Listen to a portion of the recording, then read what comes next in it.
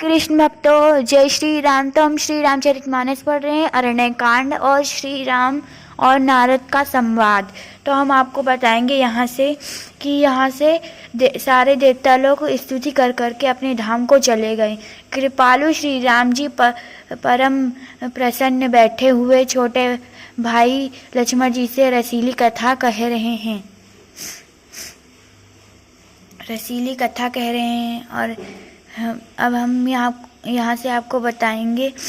भगवान को विरह युक्त देखकर नारद जी के मन में विशेष रूप से सोच हुआ।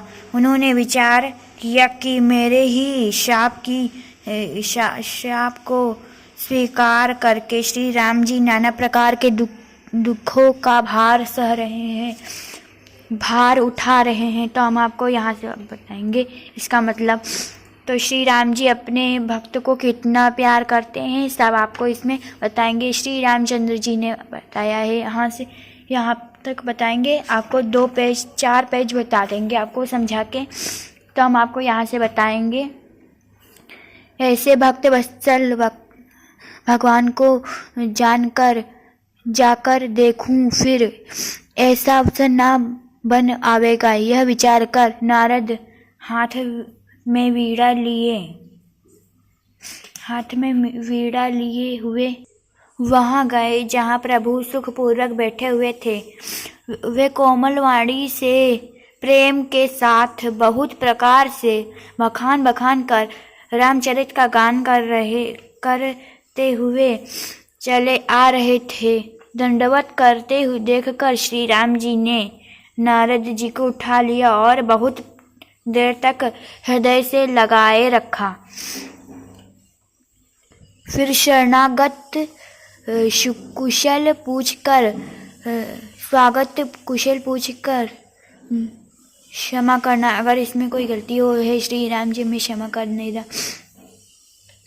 पूछकर पास बैठा लिया। लक्ष्मण जी ने आदर के साथ उनके चरण धोए, बहुत प्रकार से विनती करके और प्रभु को मन में प्रसन्न जानकर तब नारद जी कमल के समान हाथों को जोड़कर वचन बोले। हे स्वभाव से ही उदार श्री रघुनाथ जी, सुनिए। आप सुंदर अगम और सुगम वर के देने वाले हैं। हे स्वामी, मैं एक वर मांगता हूँ, वह मुझे दीजिए। यथापि आप अंतर्यामी होने के नाते सब जानते हैं ही। श्री राम जी ने कहा, हे मुनि, तुम मेरा स्वभाव जानते ही हो। क्या मैं अपने भक्तों से कभी कुछ छिपाव करता हूँ? मुझे ऐसी कौन सी वस्तु प्रिय लगती है जिसे हे मुनि श्रेष्ठ तुम नहीं मांग सकते।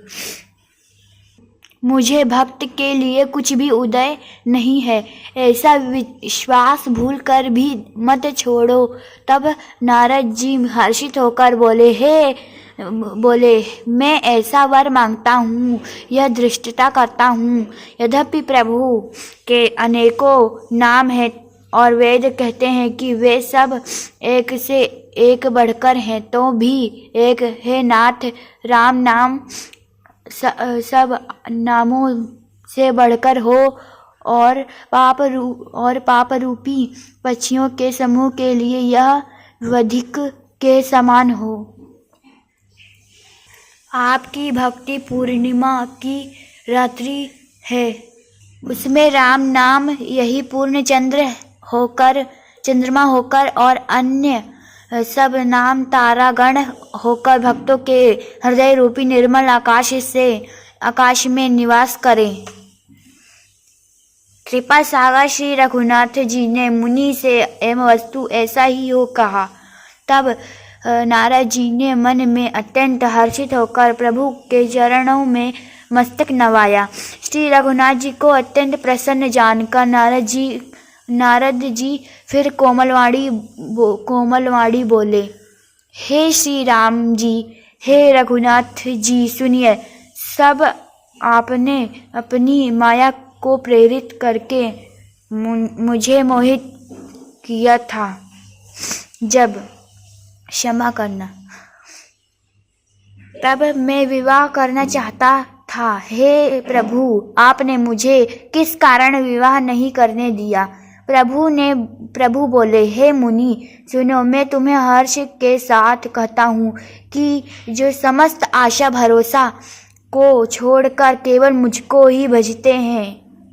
अगर आगे वीडियो देखना हो तो चैनल को सब्सक्राइब कीजिएगा, लाइक कीजिएगा और बेल आइकन बटन को दबाना ना भूलिएगा। आगे आपको बाद में बताऊंगी श्री रामचंद्र जी इसमें क्या नारद को ज्ञान दे रहे हैं।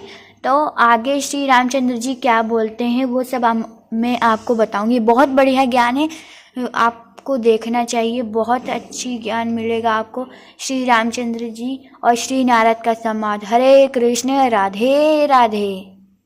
सियावर रामचंद्र की जय।